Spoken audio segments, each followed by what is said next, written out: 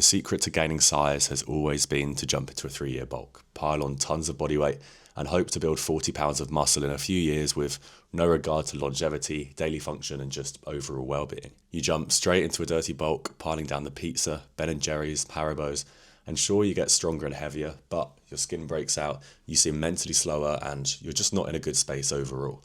The truth is, just getting lean and staying lean is the cheat code for both growing muscle and just feeling good all the time. And not because you get a six-pack and you look good, but because it forces routine, positive habits and high baseline standards. Think about it. What does your routine look like when dieting? You're constantly getting up early, hitting your steps, not missing cardio sessions and training sessions. Your diet's on point and you're hydrated because you know if you miss a beat, it will ruin the progress you could be making. On the other hand, what does your bulk look like? Lying in, eating a ton of food to try and hit calories, low expenditure levels. Essentially, and this includes me, we default to just training and eating. All other habits kind of dissipate because, on the face of it, cardio, steps, productive habits, they don't seem all that useful in a dirty bulk. So the secret is to get lean first, install those habits and make it the goal to keep these as a baseline as you move into a maintenance or growth phase.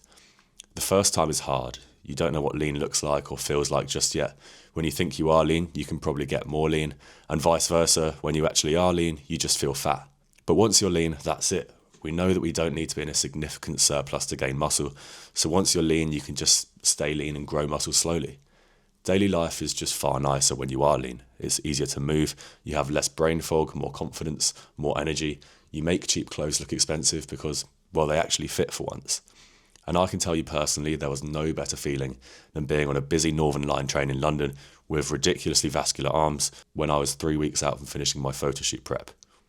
Granted, at the start it's tough and you'll have less energy. However, this is a function of food, not leanness. Once you're back at maintenance or at a slight surplus, you'll feel incredible. You'll start to look at things differently, more motivated, more driven. Going back to myself as an example, I started my coaching business 4 weeks out from my photo shoot prep, and I put that down to the focus and drive I'd obtained in the process. Being at this high standard reduces the probability of falling back off just because you've experienced how much better life can be. You already know what it feels like to be leaner, healthier, more agile, and so to fall back to bad habits is a lot more substantial compared to if you fell off on a bulk.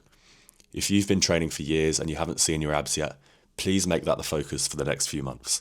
I know the generic fitness advice is to spend as long as possible in a surplus, and then maybe in 3 years you're finally allowed to diet. But what's the point of working hard for so long and feeling uncomfortable in your skin for that long, when you can just get there now and build from the baseline up? There's absolutely no reason why you can't get lean first, and then build muscle while staying lean. And if you want me to show you exactly how I do it, DM me on Instagram, the word ready, to find out more about one-to-one coaching.